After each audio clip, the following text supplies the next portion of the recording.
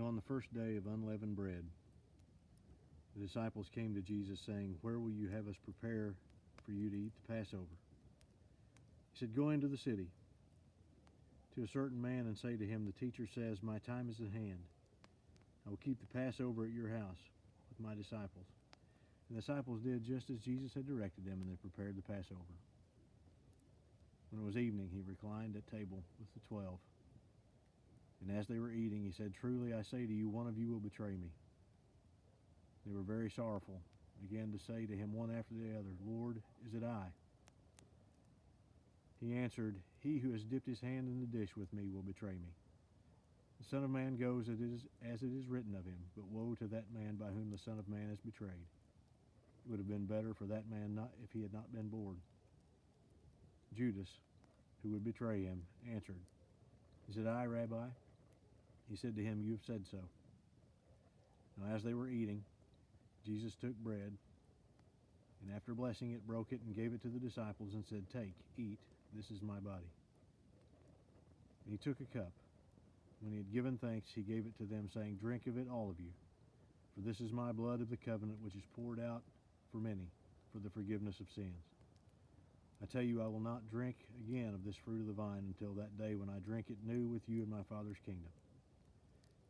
When they had sung a hymn, they went out to the Mount of Olives. Then Jesus said to them, "You will all fall away because of me this night. For it is written, I will strike the shepherd, and the sheep of the flock will be scattered. But after I am raised up, I will go before you to Galilee." Peter answered him, "Though they all fall away because of you, I will never fall away." Jesus said to him, "Truly I tell you, this very night, before the rooster crows, you will deny me 3 times. Peter said to him, "Even if I must die with you, I will not deny you." And all the disciples said the same. And Jesus went with them to the place called Gethsemane. He said to his disciples, "Sit here while I go over there and pray." And taking with him Peter and the 2 sons of Zebedee, he began to be sorrowful and troubled. Then he said to them, "My soul is very sorrowful, even to death. Remain here and watch with me." Going a little farther, he fell on his face and prayed, saying, "Father, if it be possible, let this cup pass from me. Nevertheless, not as I will, but as you will." He came to the disciples and found them sleeping. And he said to Peter, "So, could you not watch with me 1 hour? Watch and pray that you may not enter into temptation. The spirit is indeed willing, but the flesh is weak." Again, for the 2nd time, he went away and prayed, "My Father, if this cannot pass unless I drink it, your will be done." He came and found them sleeping, for their eyes were heavy. So leaving them again, he went away and prayed for the 3rd time, saying the same words again. Then he came to the disciples and said to them, "Sleep and take your rest later on. See, the hour is at hand, and the Son of Man is betrayed into the hands of sinners. Rise, let us be going. See, my betrayer is at hand." While he was still speaking, Judas came, one of the 12, and with him a great crowd with swords and clubs from the chief priests and the elders of the people. Now the betrayer had given them a sign, saying, "The one I will kiss is the man. Seize him." And he came up to Jesus and once again said, "Greetings, Rabbi," and he kissed him. Jesus said to him, "Friend, do what you came to do." Then they came up and laid hands on Jesus and seized him. And behold, one of those who were with Jesus struck out his hand and drew his sword and struck the servant of the high priest and cut off his ear. Then Jesus said to him, "Put your sword back into its place, for all who take the sword will perish by the sword. Do you think that I cannot appeal to my Father, and he will at once send me more than 12 legions of angels? But how then should the scripture be fulfilled, that it must be so?" At that hour, Jesus said to the crowds, "Have you come out as against a robber with swords and clubs to capture me? Day after day I sat in the temple teaching, and you did not seize me. But all this has taken place that the scriptures of the prophets might be fulfilled." Then all his disciples left him and fled.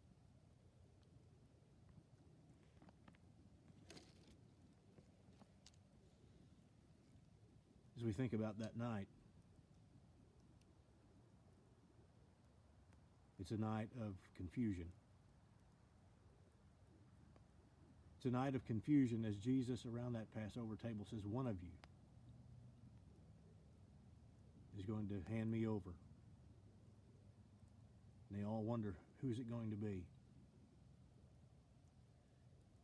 It has to be a night of confusion as Jesus takes the Passover meal. He says, this is how we've celebrated this for centuries, but I'm telling you that this bread that I give you represents my body.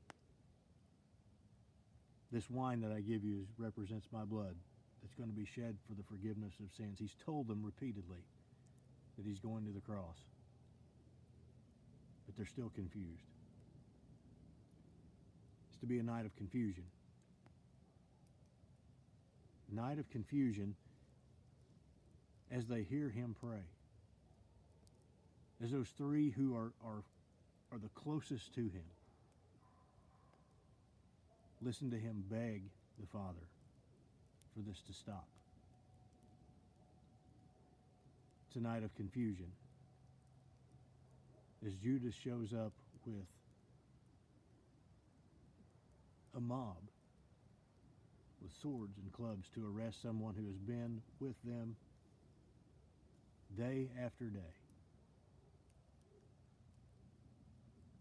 It's a night of confusion as the disciples scatter.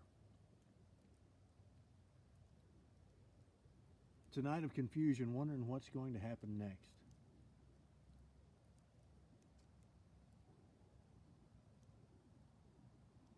We get to see it. We'll see it in the upcoming days of what happens next.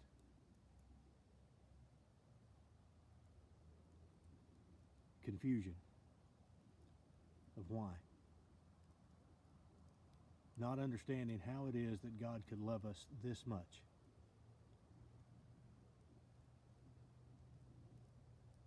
But on that night, for those disciples, it's a night of confusion and a night of darkness. As Peter and John will follow Jesus on to the high priest's courtyard, they come up on a fire.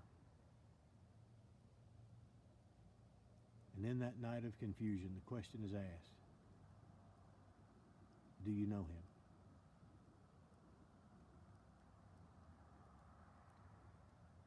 We know where it leads. But every day, in various situations, we're asked, do you know him?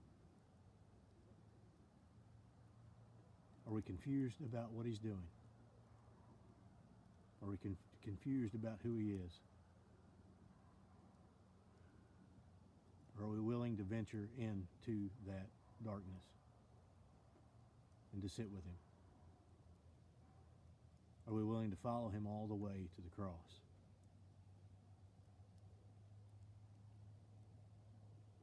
The cost of our redemption,